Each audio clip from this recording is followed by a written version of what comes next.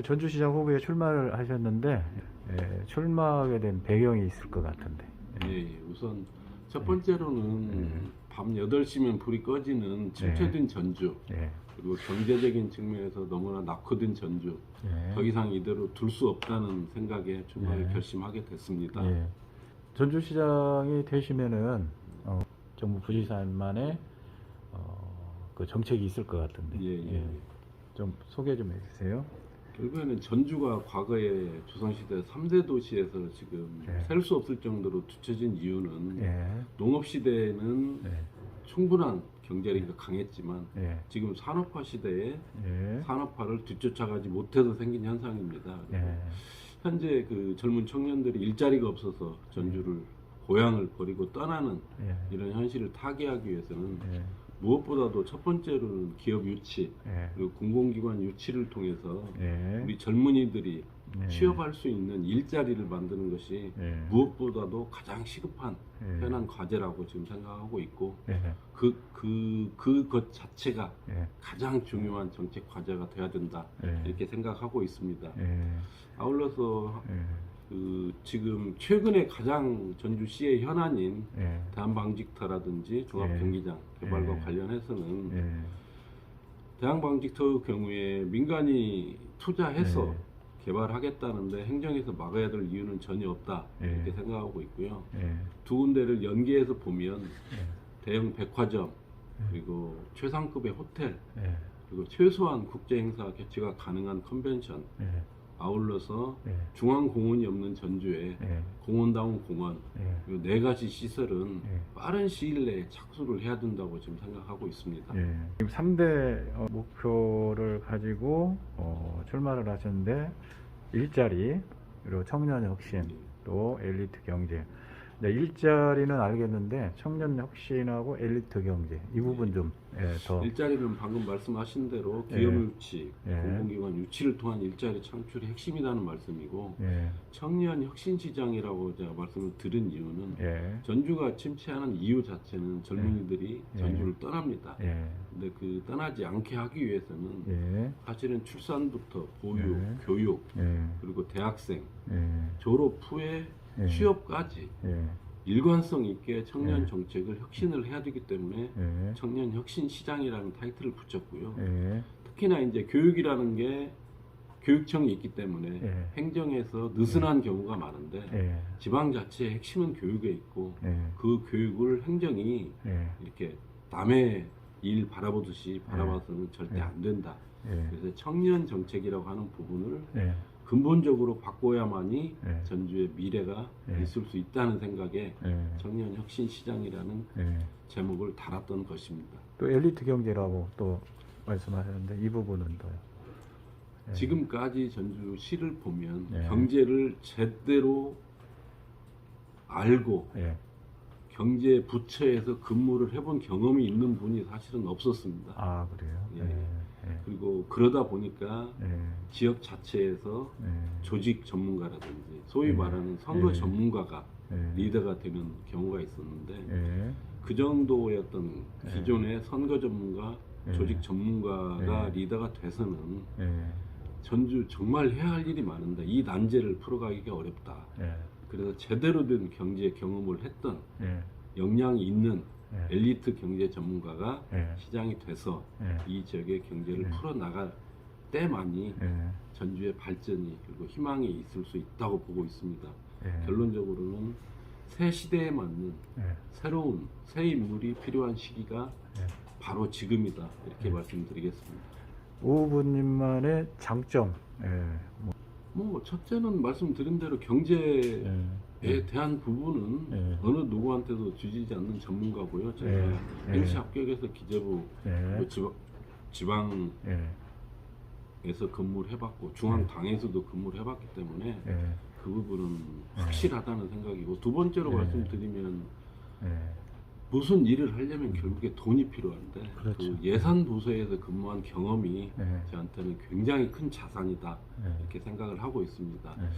아울러서 굉장히 많은 현안을 풀어내기 위해서는 사실은 사람들이 흔히 얘기하는 소통 능력이 필요한데 그 소통 능력이라는 게 그냥 남의 말 들어주는 정도 그건 아니고 사실은 대안을 찾아낼 수 있는 능력이 필요한 거고 대안을 찾아낼 수 있는 능력이라는 거는 얘기를 들어줄 때 그분들이 뜻하는 바를 정확히 이해할 수 있는 능력이 필요한데 저 같은 경우 이제 기재부 있을 때 그 직원들이 투표로 닮고 싶은 상사를 선정을 합니다.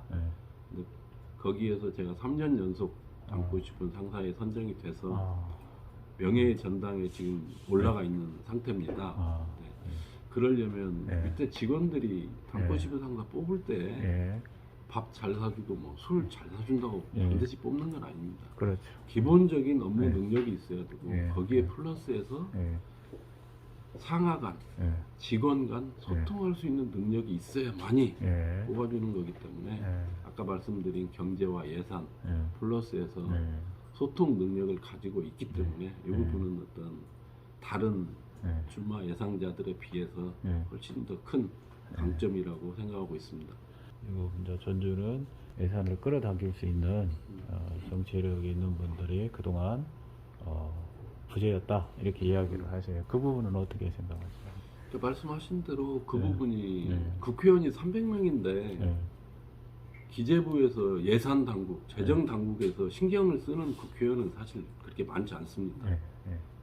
전주나 우리 전북 같은 경우에 그런 부분이 취약했다는 거에 100% 공감을 하고 있고 그리고 지방 공무원이라든지 중앙부처 다른 부처에 비해서 기재부 같은 경우는 사실 고참 과장 정도가 되면 이미 국회의원을 항상 상대를 하는 일을 하기 때문에 예산이라는 일을 하기 때문에 결국에는 그 자체가 정무적인 감각을 키워나가는 거고 정치적인 행위를 하고 있다 이렇게 볼 수도 있고 더욱이 이제 그 광역 지자체에 광주하고 전북에서 두 번에 걸쳐서 2년씩 부단체장을 했기 때문에 정무라는 측면에서 보면 충분히 가능하다는 생각이고 더군다나 그 정치력이 없어서 예산 못 가져온다고 하는 부분은 그런 정치력 플러스해서 실질적으로 어디를 두드려야 예산이 나오는지는 기재부 출신이 훨씬 더 잘해낼 수 있다 이렇게 확신하고 있습니다. 청년들이 전주 지역을 떠나지 않게 하기 위해서는 사실 대기업 유치가 중요하잖아요. 그 혹시 대안이 있으신지? 지금 보면 제가 광주 광역시 경제부시장 때 요즘 캐스퍼 인기를 끌고 있는데 그 광주형 일자리를 처음 시작했던 게 제가 부시장 때 시작을 했던 일이고 정무부시사 때 이제 군산형 일자리를 지정을 받게 했었습니다. 지금 현재 전북 도하고 전주시에서 탄소 산업 관련해서 전주형 일자리를 지금 중앙분체에 신청을 해놓은 상태입니다. 그렇게 보면 효성과 연계된 탄소 산업을 육성하는 그런 의미에서의 탄소 관련 전주형 일자리는 광주형 일자리하고 비슷합니다. 광주형 일자리가 현대라고 하는 대기업을 끌어들여서 했던 일자리이고 그래서 탄소를 가진 효성과 함께하는 전주형 일자리의 경우는 광주형 일자리와 비슷하다.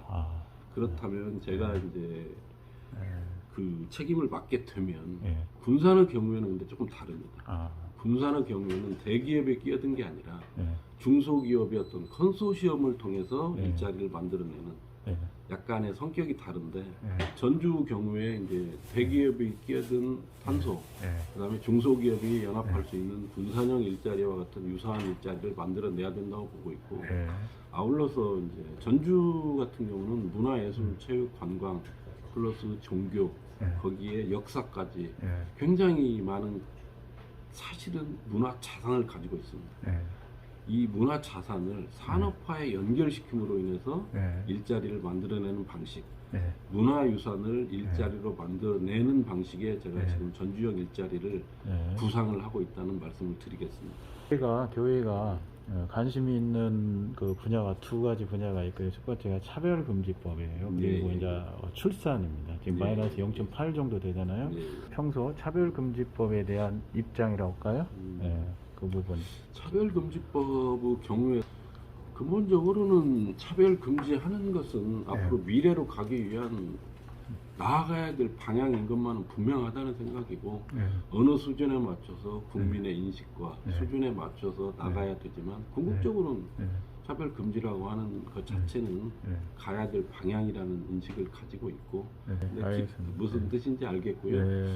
그다음에 출산 출산 관련해 가지고는 아까 제가 청년 혁신 시장 안에 사실 출산이 들어 있습니다. 어떤 의미냐면 청년이 떠나지 않고 전주에 머물러서 출산까지 할 수 있는 시스템, 이게 종합적으로 지원하는 시스템을 만들어야 된다는 생각이고 그를 위해서 제가 월요일 날 지금 대학생 중심의 청년 대책을 발표를 했는데 그 안에 보시면 최소한 우리 청년들이 집 걱정은 없이 전주에서 학교를 다니고 취업을 준비를 할 수 있는 창업을 준비할 수 있는 시스템으로 가자.